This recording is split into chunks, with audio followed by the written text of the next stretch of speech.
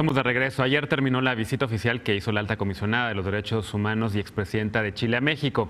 En conferencia de prensa, Michelle Bachelet reconoció la determinación del gobierno mexicano al haberle invitado desde el primer semestre de gestión del presidente Andrés Manuel López Obrador, pero también aclaró que la tarea es ardua, que México tiene cifras de muertes violentas propias de un país en guerra y que las heridas no sanarán con el tiempo, sino con resultados concretos. Veamos el contexto.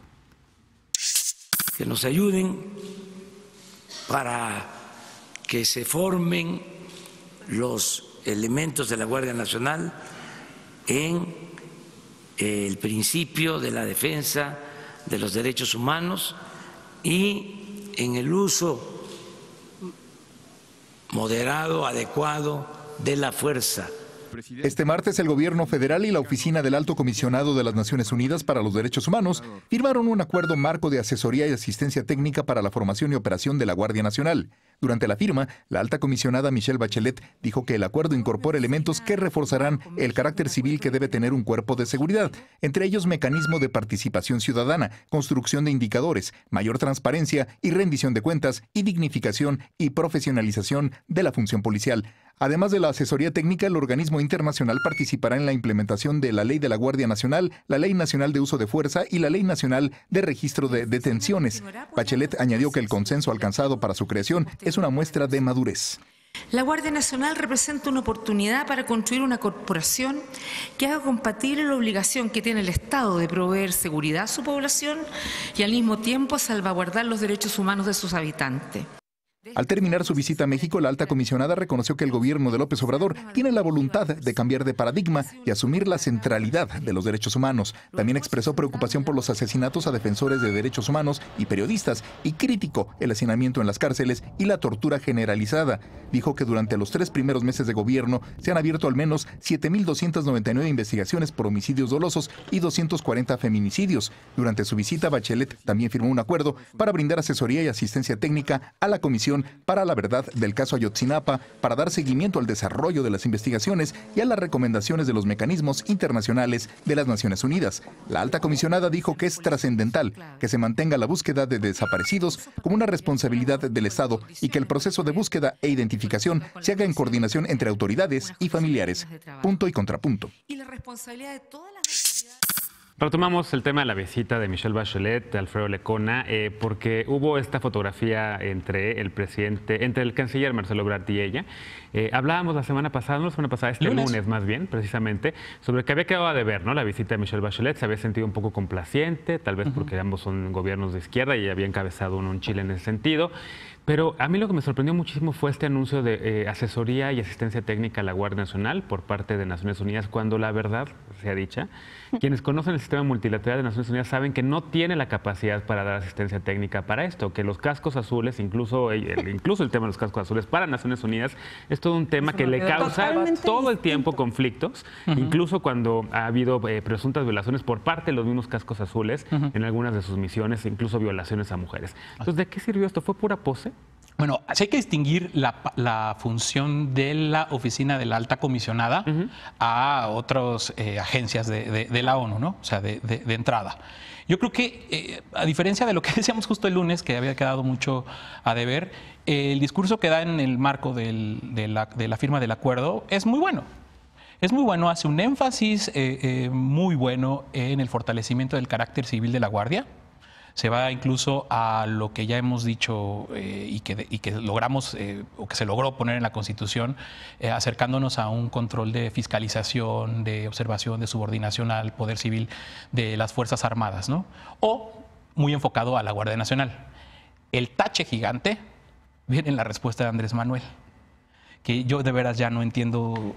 Bueno, sí, creo que sí entiendo el ánimo militarista, el espíritu militarista que trae Andrés Manuel de unos meses para acá, pero es francamente absurdo. A mí hasta me dio como penita ajena que mientras Bachelet está hablando de fortalecer y de convertir, de crear un cuerpo civil, como está en la Constitución, como tiene que ser, Andrés Manuel se aventó una oda al ejército de varios minutos y dijo que el éxito de la reforma constitucional de la Guardia Nacional es que ahora sí, no como antes, ya se le permite a las Fuerzas Armadas legalmente hacer funciones de seguridad pública. Y ese fue el contraste mayor, creo, en lo que vimos ayer en la conferencia de prensa que dieron conjunta y en la firma del convenio. Y yo sí esperaría a ver los términos ya del convenio, porque claro que hay muchas dudas. Sí falta un poco quizás que en la visita, durante la visita, se hiciera más énfasis en el mando militar que quiere Andrés Manuel, o sea, rechazándolo desde luego, que mañana ya sabremos el nombre del general que va a encabezar la Guardia Nacional, pero esta obsesión y estos mensajes que está mandando Andrés Manuel constantemente de palmaditas al ejército ya deberían de prendernos, si no es que ya lo hicieron, todas las alarmas. Claro. Vivi, tú estabas haciendo caras, ¿no te gustaban los argumentos? ¿Tienes un contraargumento? No, en términos estrictos lo que yo estaba como reflexiono de la visita de la alta comisionada es... sí es muy importante que se pueda revisar o todo el acompañamiento que se pueda dar a las leyes secundarias, ¿no? Yo creo que sí hay otro tiempo. O sea, este es otro tiempo, tenemos que reconocerlo. No es Calderón. El trato a una agencia internacional de derechos humanos que... No es Felipe Calderón en el poder, ¿no? Entonces, el que se pueda hacer el planteamiento de la garantía y protección de los derechos humanos con la...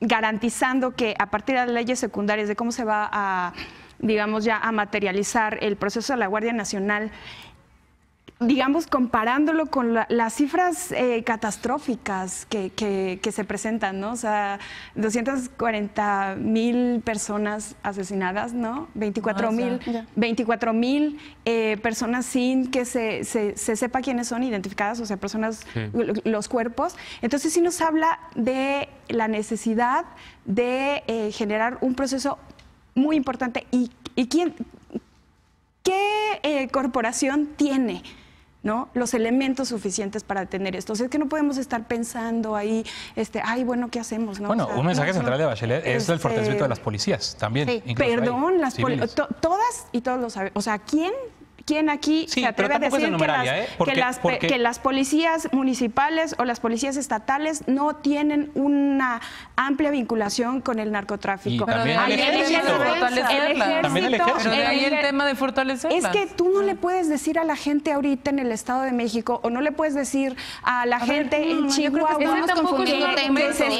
que se esperen tantito, porque pues es que hay que fortalecer a las policías. Ese es otro no argumento.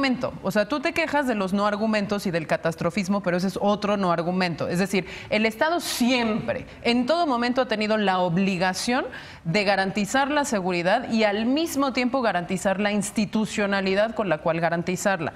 Si en el pasado todos lo hicieron fatal y hoy en día hay colusión entre policías y crimen organizado, se tiene que resolver. Se tiene que resolver y para eso logró su transitorio de 5 años de utilizar marinos y soldados en tareas de seguridad pública. Pues. Lo que estamos discutiendo aquí, querida Vivi, es que en realidad lo único que no vemos, o sea, sí vemos muchas acciones encaminadas a la creación de la Guardia Nacional, pero no vemos el mismo vigor en el anuncio de acciones que digan cómo vamos a desarticular las redes de macrocriminalidad en las que están involucradas las policías. ¿Cómo vamos a hacer la formación que tú reivindicas mucho para los maestros y nosotros estamos reivindicando para las policías? Porque tampoco son instrumentos, también son personas. Y una política de seguridad requiere las dos cosas. El punto aquí es, se nos dice y se nos quiere adoctrinar diciéndonos que solo con la Guardia Nacional va a ser suficiente y la triste realidad les va a demostrar que no va a ser suficiente. Así logren los 300,000 reclutas que dicen que van a lograr y así participen Naciones Unidas en su formación. Que bueno, yo sí te voy a dar una cosa, yo sí celebro que la primera búsqueda de vinculación con un órgano internacional, externo, sea con el alto comisionado de las Naciones Unidas para los Derechos Humanos y no sea, por ejemplo, no sé, con la KGB o con, ¿no? o con el ejército chino, ¿no? Digamos, podría ser peor, claro, totalmente. Podría ser una alianza con alguna agencia, incluso en Naciones Unidas, particularmente castrense, punitiva, etcétera. Y no es, me parece bien.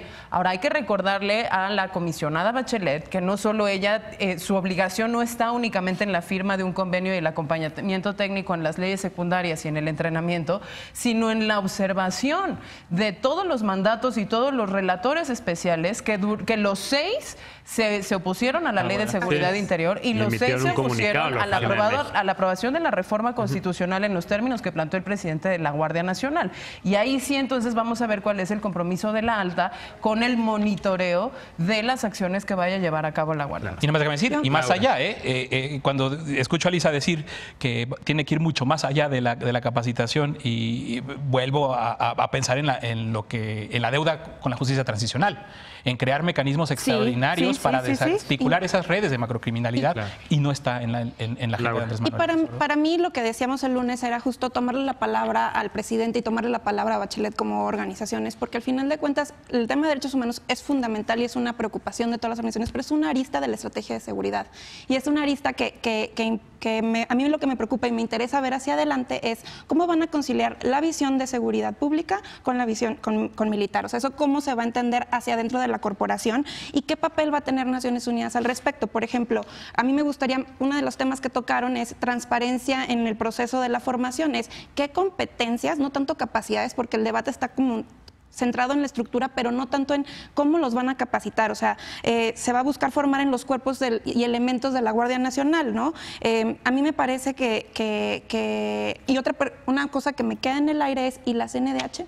¿No? O sea, sí acata, digamos, sí se está suscribiendo un acuerdo internacional con un organismo en la materia, pero CNDH ha emitido sus propias recomendaciones y lo que hemos visto, si pusiéramos en estadística, por ejemplo, el número de recomendaciones que ha emitido CNDH a los cuerpos, mandos militares y cómo han sido capacitados, sí vemos una estadística, seguramente encontraremos una correlación, pero a mí sí me gustaría ver un papel más activo de un órgano constitucional autónomo nacional en este juego. Y a mí, insisto, el tema de seguridad, donde lo está centrando el presidente de la República es en la materia de la estructura.